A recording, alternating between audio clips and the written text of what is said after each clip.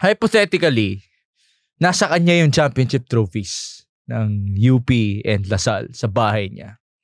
And then the house goes burning down. Okay? Masusunog na yung bahay niya. Okay, and he only has one chance to save one trophy.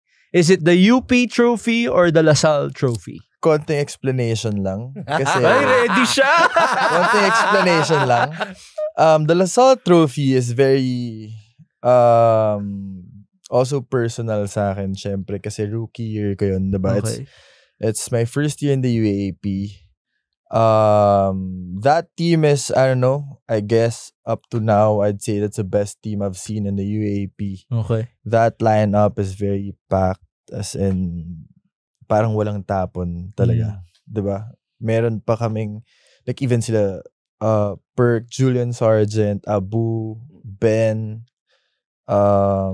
Thomas Torres, diba? Aljun, Andre, Kib. As in, sobrang packed. And I think, lahat yun nag-boom at some point sa college careers nila. So, for me, yung to be part of that lineup, diba, that championship team is one for the books talaga. Okay. Pero I'd say UP. Okay. I'd say I take the UP trophy. Kasi iba yung naging sacrifice namin ng UP. That's the bubble season, diba? We stayed in UP for I don't know how long. Diba? We swab ourselves every day. Right. That itself is hard. Kasi as in talagang irritated na lahat, diba? And all.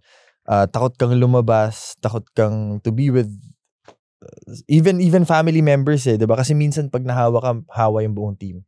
So minsan as in nakakatakot din lumabas talaga.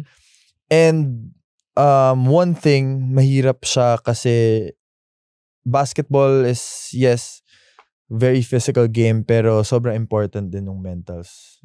Na kailangan namin maging okay, kailangan namin maging masaya lahat, kailangan prepared kaming lahat sa kung ano mang mangyayari. And we haven't played in so long before that, diba? Kasi yun yung walang 2020. Walang 2021 or 2020. 2020 and 21. Because that was 22. Oh, yun. Parang ganun. Yeah, that was 22 of Feb or March. Something like that. So, oh, man. I take the UP trophy. Kailangan ng intensity natin, Anton. Let's go! Wala pong change ng questions. Dapat You know what? Should I pull out this guy's dating history? No. I'm gonna pull out this guy's dating history right now. Nakadalawa na si Migs. Oh! Okay. I think, ano po to kasalanan nila. Kasi dinagdagan nila. Kaya, walang ganito segment dati. Wala. Malinis kami dito dati. Alam mo, pre, I'm scanning the questions. Wala talaga. Kulang. Alam mo, hindi pwede matapos itong season natin na hindi nagsha-shot. So, feel ko, itong si Richie. Feel ko lang why not, let's all take shots, diba? Sabay-sabay tayo. Yeah. Feel ko iniisahan tayo nito eh. Kasi After this question, I got one. Okay. Go on, Anton. But I'll give you a chance. I'll give you a chance. Let's not mention names na lang. Okay. Let's not mention names. Okay. You're Richie Rivero. Okay.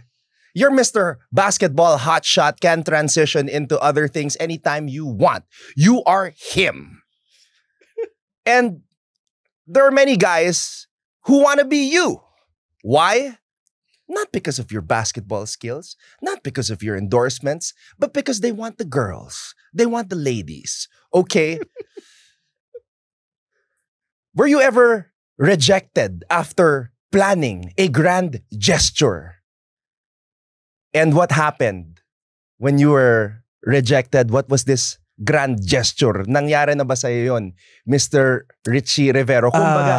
Kumbaga, ano ba? Nababasted ba ang isang Richie Rivero? Paano ba? I feel like before ka umabot doon, you have to feel na mukhang tagilid. So, 'di ba? So you have to at least kumbaga kumambyo ka na na friends or whatever, diba? Kasi kahit sobrang gusto mo yung girl, diba? If nagtitry ka and you feel like before doing this, parang eto na to, gagawin ko na or sasabihin ko na or whatever, yung surprise or kung ano man yan, diba? Mafe-feel mo na, meron kang gut feel if yes or no, diba? So if lang, diba? Before mo siyang gawin, ako, yun yung ginagawa ko. Before ko siya gawin, if feel kong hindi, cancel muna. Sigurista. So basically, what you are telling us, Richie, is that you've never been busted in your entire life. Hindi is that naman, what hindi. You're saying? It's not like that. Before lang a grand gesture na gagawin ko, diba? Hindi. Pero like yung mga no's or whatever, meron naman, siyempre. So, sino yun? Magbabalik. Thanks for listening to today's exciting conversation on the Pinoy Step Podcast. Kung nararamdaman mo yung drive, yung passion, at yung hustle, huwag mo lang itago. Suportahan ang paborito mong teams by going to arenaplus.ph. Be part of every win and every milestone. Until the next episode, take care and keep cheering. See you at arenaplus.ph.